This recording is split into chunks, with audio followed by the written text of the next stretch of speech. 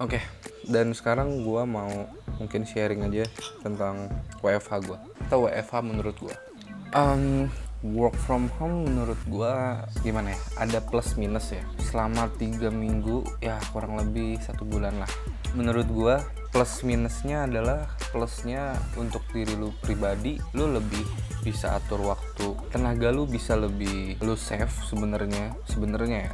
Lu tidak mengeluarkan uang untuk transportasi. Ketiga, lu tidak mengeluarkan untuk makan per hari karena ya lu bisa beli telur sekilo misalnya cuma 23 sampai 25 ribu itu untuk 1 minggu gitu. Plusnya itu menurut gua untuk ke diri gua pribadi. Kita bisa lebih konsen ke gua pribadi ya, bukan kita mungkin. Gua pribadi lebih konsen ke kerjaan gua pertama. Plusnya lagi work from home, gue lebih bebas explore ketika di rumah karena pertama salah satunya koneksi internet yang jauh lebih kencang dari kantor gue. Kedua, gue bisa lebih belajar hal-hal lain untuk gue aplikasikan di konten gue lebih banyak nonton tutorial dan lain-lain yang mungkin gue nggak bisa nonton atau melakukan itu di kantor karena nggak bebas. Tiga, gue lebih merasa bertanggung jawab justru karena gue merasa gue harus bisa show off atau perform lah. Ya mungkin yang baru gue inget cuma segitu ya, plus untuk diri gue pribadi dan perusahaan. Minusnya untuk gue pribadi yang harusnya tadi gue bilang adalah bisa lebih save tenaga, justru seperti sekarang gue sering banget begadang malah untuk ngerjain si kerjaan gue ini.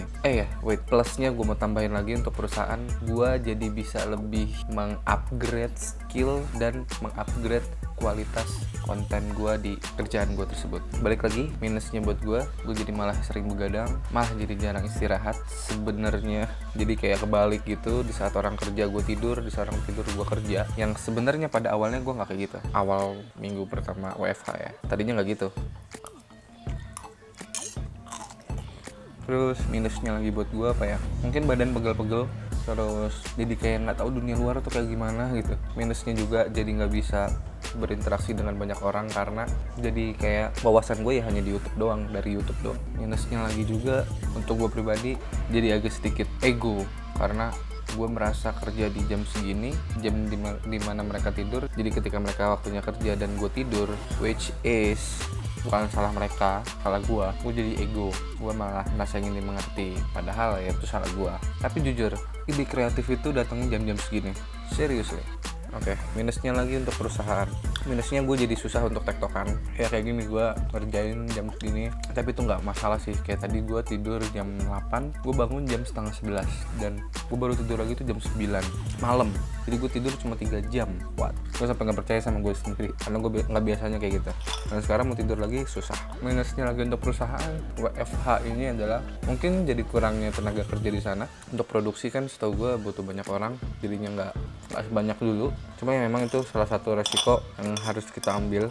Untuk kepentingan bersama kita harus cari solusi sebenarnya, bukan malah ngeluh. Dan WFH ini efektif atau enggak, kalau misalnya nanti untuk kedepannya, menurut gue efektif untuk gue pribadi. Bukan gue karena suka terlalu di rumah, ya mungkin bolehlah sesekali atau 2 kali dalam sebulan gue ke kantor untuk ya discuss atau apalah, karena tapi discuss juga sebenarnya bisa by telepon. Tapi menurut gue sangat efektif karena sejauh ini gue masih merasa nyaman, gue masih merasa tidak terganggu, tidak mengurangi kinerja gue, jadi sangat efektif.